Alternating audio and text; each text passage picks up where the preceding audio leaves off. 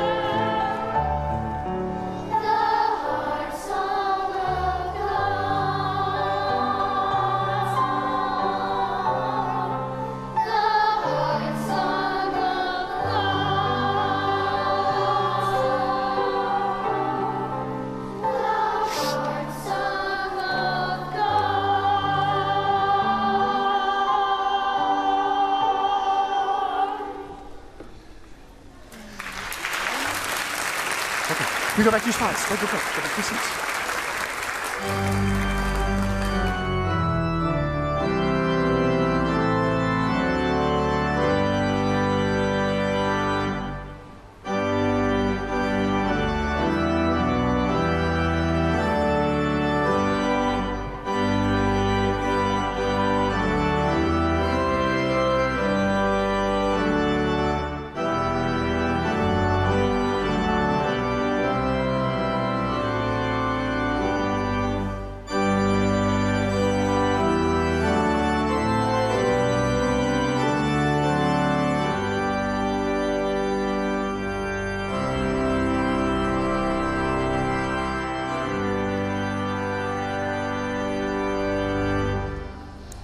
Let us pray. All of our treasures we joyfully give, the prayers that we whisper, the lives that we live, our time and our talents, our hands and our hearts. God gave all these to us. Now we'll do our part. Amen. You may be seated. And we're going to take the journey of the cross story at this very important point. One of the many things that makes Jesus so special. This is when Jesus is praying in the garden after they've had the Lord's Supper. Jesus and his disciples went to a place called Gethsemane. He said to the disciples, "Sit here while I go over there and pray." He took with him Peter and two of the others. He said to them, "I am very sad. Please remain here and stay awake with me." Then going a little farther, he threw himself on the ground and prayed, "My Father, if it is possible, let this cup pass from me, yet not what I want, but what you want."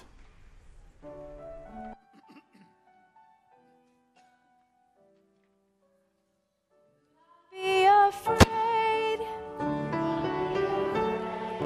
God is with you. God is with you. Everywhere you go. God is there. God is there. Do not be afraid. Do not be afraid. God is with you. God is with you. Everywhere you go. Everywhere you go. God is there. God is there. What do I have? The box. You want to find out what's in the box? We got to sing the song. Here we go. What's in the box today? What's in the box today? Tell us, tell us, tell us, please. What's in the box today? Oh, we've seen one of these already. A butterfly. And we started exploring the symbols of the caterpillar, the chrysalis, and butterfly on Ash Wednesday. A caterpillar eats and grows and does all the things a caterpillar is supposed to do. But one thing it is not supposed to do is stay a caterpillar. It must become what God intended. One day it knows, somehow it knows it's time to become. The caterpillar makes a chrysalis for itself, and that is where the beautiful, mysterious work of transformation takes place. This season of Lent is a time of beauty, mystery, and transformation for us too. It's a time when we grow closer with God. When a butterfly emerges, it finishes the work of becoming what God created it to be. When Jesus rose on Easter, he finished the work of becoming who God sent him to be. And now it's time for us to become, with God's guidance, something more amazing than we ever thought we could be. I'm going to read. Some people say, oh, you should speak from the heart. But a lot of you know that one of my great passions in life is writing, and nothing is going to come more from the heart than what I've written, and I'll just try to get out of the way of the written words. Have any of you ever wondered how Children First became? It started as an idea, not my idea, by the way. In 2007, I was still the music director. Does anybody remember that? I barely do. We were on a staff retreat trying to figure out what we could do to breathe new life into the sanctuary services. We had explored the idea of making 9:30 and 11 o'clock two distinct services, but most of our ideas felt off the mark. During a break, Reverend Phyllis came up to me and she asked, "Have you ever considered worship where the whole family could participate?" And it was one of those rare aha moments. You know, those where you just feel like in your bones something is right about that? So several of us spent the next year visioning, and wondering what worship for the whole family might look like. Some of you may remember that on one Sunday in August 2008, we did a service at both 9:30 and 11 called Together, and we did it right here. We handed out surveys and asked for as much input as we could possibly get. We wanted to see if our congregation was ready for that kind of worship. For some, the answer was yes. For some, the answer was no. For some, it got pretty mean and more than a little personal. But for most, the answer lay somewhere in between maybe and not yet. We spent months going over the surveys, looking for common threads. We determined that while the congregation as a whole might not be ready, there were definitely enough who wanted to see us do more. So in November of 2008, we launched Children First in the chapel. For us, Children First was a multi-layered name. It meant a time, the first Sunday of the month. It meant a place, First United Methodist Church. And it meant a priority, planning worship by first thinking how we can reach children first. We started with about 70 people, mostly children and teachers. Then many adult Sunday school classes decided to make being with their children in a worship setting a priority and agreed to forego Sunday school the first Sunday of each month. That was a big difference maker. 2 years later, we outgrew the chapel and moved to Wesley Hall. Within a year, we outgrew Wesley Hall, and there was only one place left, right back here in the sanctuary. Whenever I go to children's ministry conferences and I talk about how we eventually ended up back here where we started in the first place, it always gets applause and smiles. And I smile and nod. But it feels hollow, because deep down I know we haven't finished becoming yet. Deep down I hear a voice asking, since when is a once-a-month worship good enough for these children you claim to love so much? And I know the voice is right. I also know that Children First every week is not feasible or sustainable. Just think of all the lines Wendell would have to memorize. So, what is our next step in becoming?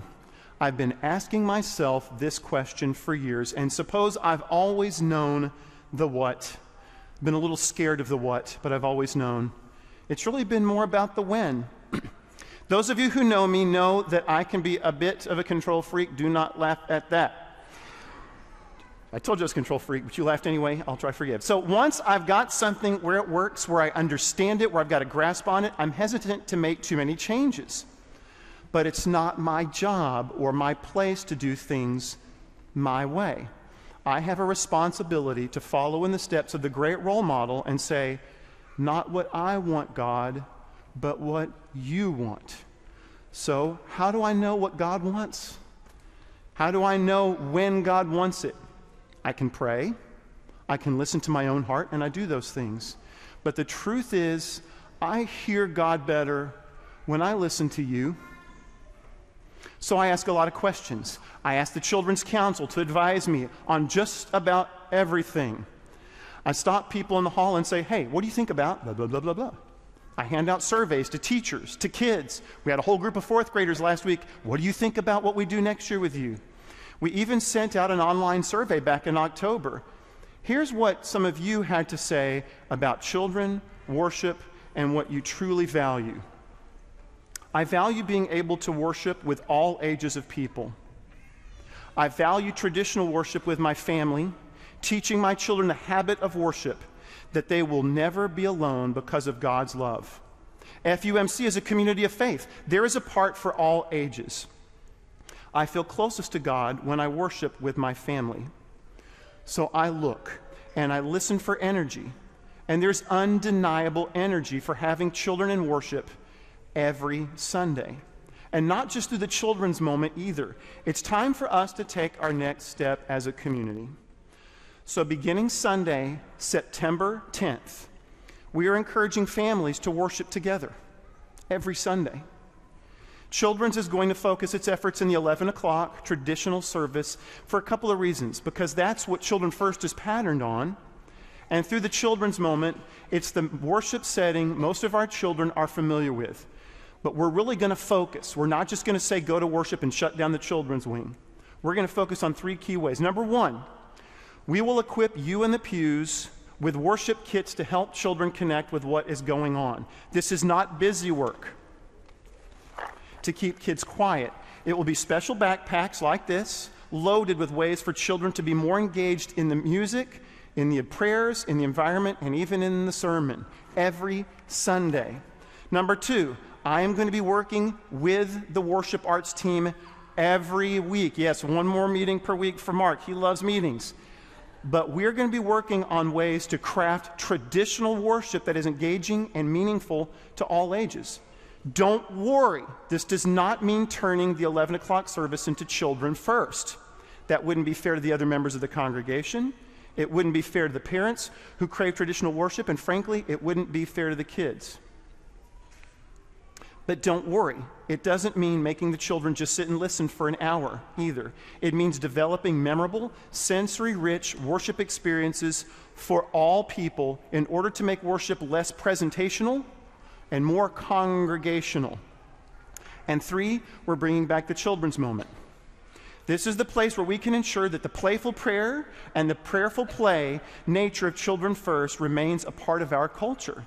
And for those who would like your pre-K and younger children to be part of worship, but maybe not for the whole hour, here's a possibility. Come sign your children out of the children's wing at 10:50. Go to worship at 11 o'clock. Stay through the children's moment. Have them come up. Then bring your children back to the children's wing, sign them in, and there they can stay, and you can come back for the rest of the sanctuary service. Speaking of 10:50 sign out, this is the crucial piece that addresses our main security concerns. A few staff and volunteers shuffling 60 to 80 children to and from a secured area to an uncontrolled environment and back again creates a number of gaps. Having parents come sign out their own children keeps things much more secure. For all kindergarten through 5th grade families, we will have checkout in the children's wing at 10:50, and the second floor will essentially be closed at 11 because it's our dream to be in worship together with you. Now, you're smart people. And you know the story of the caterpillar. It can't become a butterfly and remain a caterpillar. So if we're going to devote time and energy, along with blood, sweat, and tears, to giving our traditional worship the wings it needs to fly, something has to give. And so September 3rd, we will have our final celebration of Children First. And all it has meant to us, to our community, to our church, and to our families.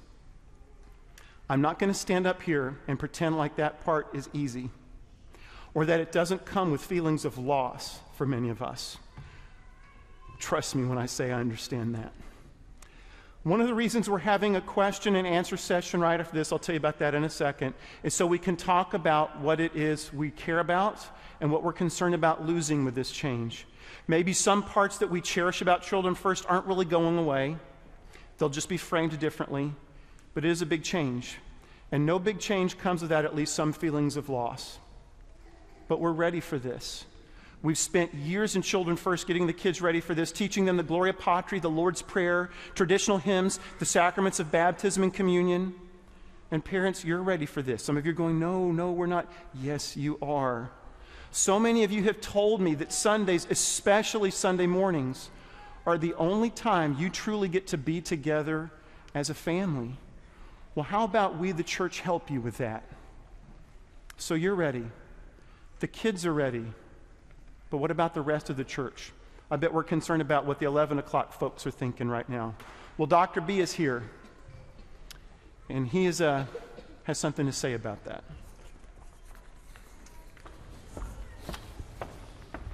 I sure do. Thank you, Mr. Mark. Today, you all know that First Church is known as the church for children, but it was not always that way. Some of you may remember a different time. I've been here now, I'm in my 14th year, and when I first came, I was struck by the fact that children were not really welcome in the sanctuary. Young families were actively discouraged, as a matter of fact, from bringing their children to worship. But things are different now. They are very different. And what I want you to hear is what members of the church have to say, and I want you to know that 11 o'clock worship, all of us miss the kids. It's not completely church without our whole church family. So listen to what they have to say. I'm reading from the survey. It's important for the whole church to have the children in worship. We need children and youth in the sanctuary. It's very important that worship is multi-generational. Children model wonder, joy, and trust for adults, and hopefully adults model positive actions of worship. Worship's at its best when it is something we all do together. More often than not, adults and children consume messages through video via television, film, and the internet. This model is efficient in that huge masses can be targeted by a message. Therefore, it's natural for congregations to convert to audiences, passively absorbing a performance. When we do worship best, we break out of this model and embrace each other, sometimes literally in the pews. We form the community that is church.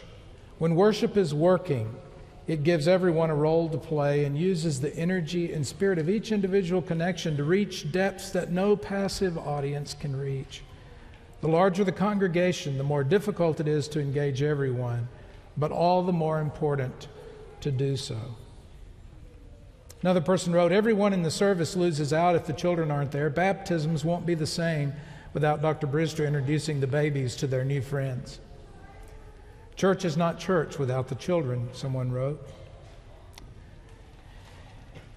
And this last one, being able to worship in a place that means so much to me, side by side with my own children and grandchildren, means more to me than I can put into words. That last one is not anonymous as the others, but that last one is my statement. While these responses are a sampling of the survey, I want you to know Sunday after Sunday, before and after the 11 o'clock worship service, and in emails that I receive, people have said, we want to worship with the children. We want everybody together in worship. If you have any doubt that the 11 o'clock worship service wants to take this next step, then let me assure you we do. We want to make it a service that is not simply having the kids present, but a service that's also very much for everyone, with elements for everyone. Jesus said, let the children come. Not just once a month, not just a few minutes each week, but children belong in the worshiping community. You have a place here, and worship isn't just the same without you. So the message from the church is we love you, we need you, we can't wait to worship with you all together. Mr. Mark. Let's join in the Lord's Prayer together, maybe with a special focus on Thy kingdom come, Thy will be done. Our Father, who art in heaven, hallowed be Thy name. Thy kingdom come, Thy will be done, on earth as it is in heaven. Give us this day our daily bread, and forgive us our trespasses, as we forgive those who trespass against us. And lead us not into temptation, but deliver us from evil. For Thine is the kingdom, and the power, and the glory forever.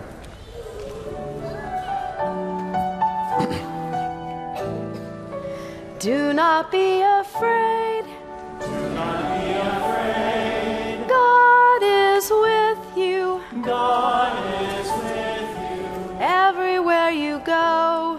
everywhere you go. God is there. God is there. Do not be afraid. Do not be afraid. God is with you. God is with you. Everywhere you go. Everywhere you go. God is there. God is there. Our closing song today is actually going to be What a Wonderful World. We're going to go right to that. And this is still a Sunday. If you would like to join our church and come down as we sing What a Wonderful World, we invite you to do that. A few quick things. Choir, remember we have practice right after this in the choir room till about 11:15.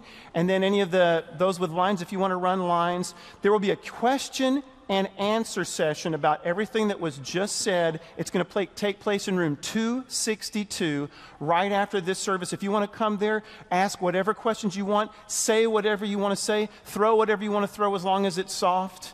We will do that in room 262 right after this. And finally, we always need help getting all of these things back up to the children's wing. So if we will stand together and sing What a Wonderful World.